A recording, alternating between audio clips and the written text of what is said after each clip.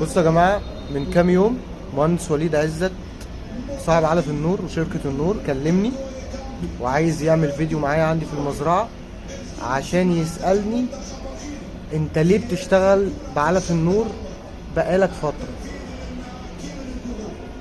اللي هو ما يعرفوش بقى، او يمكن اديته نبذة عنه قبل كده، ان انا بشتغل معاه عشان مرتاح له هو شخصيا، مش عشان العلف ده احسن علف في الدنيا.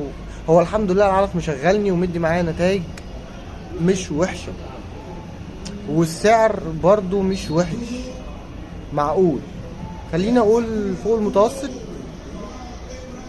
لان انا كنت شغال قبليه بعلف، بس العلف ده يعني كان غالي جدا. ده علف كان حد بيكبسه بشكل خاص، كان غالي جدا، يعني عامل زي الاكله كده اللي بتبقى معقمه، فاهم؟ فهو ما يعرفش ان انا بشتغل معاه عشان هو مريح في التعامل. لو قلت له العلف اللي جالي فيه مشكله هيقول لي رجعه. قبل كده كنت عايز، كان في حد بيزن عليا او بيقترح عليا ان انا اشتغل بنوع علف معين مع حد معين، فانا قلت له مش هجرب اصلا الا اما اعمل معاه حاجه معينه.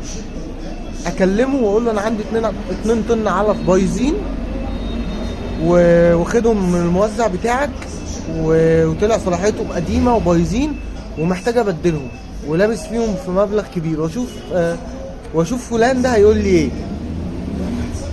عملت كده مع فلان ده وقال لي انا ماليش دعوه، يبقى رجعهم اللي انت خدتهم منه. فروحت لصاحبي اللي بيقترح عليا ويزن عليا ده اشتغل بيه، قلت له المعلم ده انا ما ينفعش اشتغل معاه في العلف، لان انا هو بيلبسني، فهو مش امين عليا. هو عايز هو يبيع لي البيعه ويكسب فيها وخلاص على كده ويخلع. انما وليد لا، وليد من الناس الامينه على الناس اللي معاها. من اقل من شهر اتفاجئت ان في 5-6 شكاير علف 25 مصوفين. المهم انا عارف ان في نقطة مية بتنزل جنب العلف، مش على العلف، جنب العلف، المفروض مش عليه.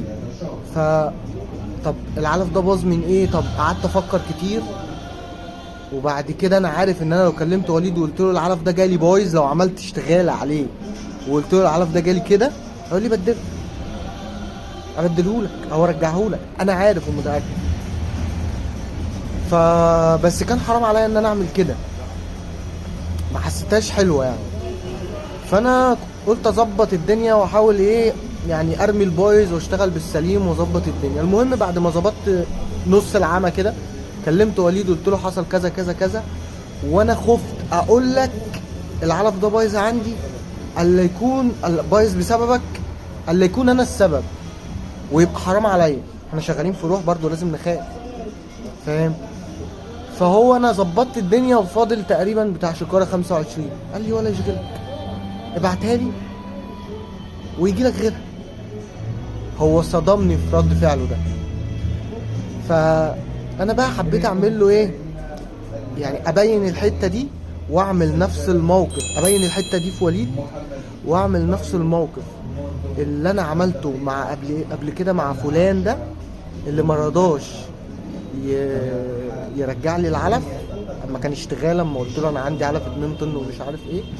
فانا عايز اعمل في وليد نفس الموقف، اقول له واحد حبيبي كلمني من على اليوتيوب، او واحد كلمني من على اليوتيوب وقال لي ان هو علف النور ده مش حلو، ووليد خدت من موزع في القاهرة علف النور وطلع متخزن بقاله 6-7 شهور وبايظ، وكلمت استاذ وليد والمكتب بتاعه وخدمة العملاء وقالوا لي مش هينفع نرجعهولك، وهشوف رد فعله ايه. هو مش فاهم حاجة، وهشوف رد فعله ايه واعمل لكم فيديو سكرين لرد فعل.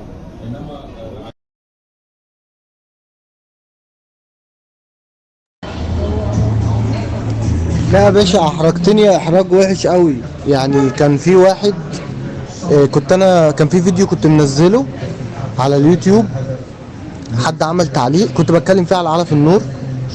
حد عمل تعليق وقال لي علف النور ليا موقف معاه وحش جدا. قلت له كلمني، راح مكلمني. قال لي من قيمة شهرين كده كنت جايب 2 طن من موزع لعلف النور. مش قال لي في مكان، بس انا مش فاكر فين بالظبط. اشتريت 2 طن من موزع لعلف النور عشان انت كنت بتشكر فيه وكان في ناس تانية كانت بتشكر فيه مش عارف ايه. وجبت 2 طن من الموزع ده واكلت منه المزرعة. عمل لي مشكلة جامدة جدا. والعلف كان مسود كده، فاكتشفت بعد ما حرقت تقريبا نصه ان ان صلاحية البتاع ده عدت ال6 شهور. العلف كان متخزن وانا ما خدتش بالي، فاهمني؟ فالعلف بهدل لي الدنيا. كلمت الرقم اللي على الشكارة، ردت عليا بنت، وبعد كده رد عليا قالت لي هشوف وهنتواصل معاك. وبعد كده رد عليا وكلمني واحد، او رد عليا واحد مش فاكر بالظبط، وقال لي احنا مش هينفع نرجع لك العلف ده، او ينفع او مش هينفع نعوضك لانك انت ما اتعاملتش معانا مباشر. وقلت لهم يا جماعه ازاي؟ ما هو ده الموزع بتاعكم ومعاه العلف بتاعكم، وانا متاكد ان هو جايب العلف ده منكم. قالوا له احنا مش هنقدر نعمل معاك حاجه و... ورجعوا للي انت خدته منه. فانا قلت له كلمت وليد نفسه. قال لي لا، هو ما كلمنيش وما كلمتوش، ما معرفش رقمه. فبصراحه ما كنتش عارف اقول له ايه.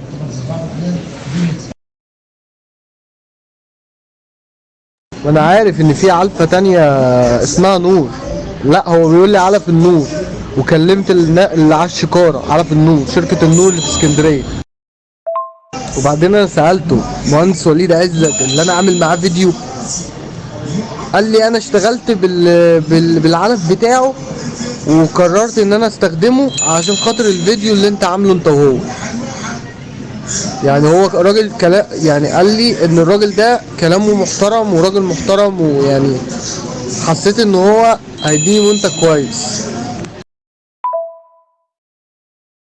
انت عارف يعني انا متاكد ان هو عارف بتاعكوا ليه؟ لانه هو قال لي اللي في كفر الدوار، اللي ليهم معرض او ليهم مخزن في كفر الدوار. مصنع مثلا مكتوب على الشكار اصلا، فاهم؟ قال لي حاجه شبه كده. والله انا من كتر ما انا برد على ناس وبكلم ناس طول النهار، مش جاي معايا التفاصيل يعني. بس هو قصد العلف بتاعكم.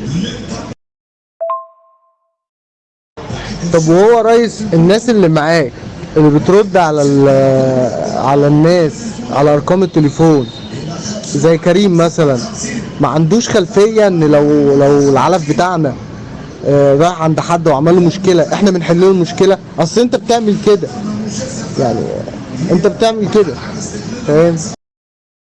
هو كلامه كان كده. طيب يعني هوصلك بيه طبعا اكيد، بس قبل ما اوصلك بيه قول لي انت هتعمل معاه ايه؟ ليه؟ هو بص، هو لو هو يعني انا بقول لك ليه مش ده مش تبعنا ليه؟ في القاهره مفيش في القاهره حد خد من موزع الفتره اللي فاتت دي 2 طن على بعض. واخد بالك؟ ليه؟ لان انا عارف الشغل اللي بيطلع كله، ولو هو اخده من موزع فانا عارف الموزع ده سحب قد ايه. ماشي؟ دي نقطه. النقطه الثانيه، انا ما عنديش بنت بترد، يعني دي حاجه، عشان كده دي حاجه مستغربها. النقطة الثالثة، لو هو حتى كلم كريم، هيكلم كريم منين؟ إذا كان الرقم الثاني 010 معايا بقاله 3 شهور، يعني اللي هو إزاي أصلا هو هيكلم كريم؟ واخد بالك؟ خلاص يا باشا، انا هبعت له دلوقتي وهبعت لك رقمه.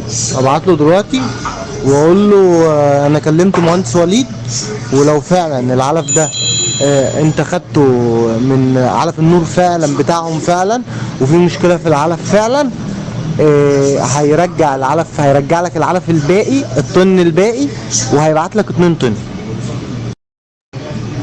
في مشكلة انك تعمل كده لو فعلا العلف طلع علف النور بتاعك ومفيش اي كعبلة، مفيش اي حاجة غلط. اصل بص انا قلت له ان لو العلف ده فعلا تبع وليد و... والغلط فعلا يعني مش عندك، ووليد مش هيخليك تخسر حاجة. قال لي لا يا عم، هو في حد بيعمل كده دلوقتي؟ هو ممكن حد يغير لي يعوضني العلف اللي حرقته، او يغير لي علف او حاجة شبه كده. قلت له ليه لا، انا عندي العملاء لو في حاجة مش عاجباهم بتحمل انا الخسائر وبريحهم. فما افتكرش وليد ما بيعملش كده يعني.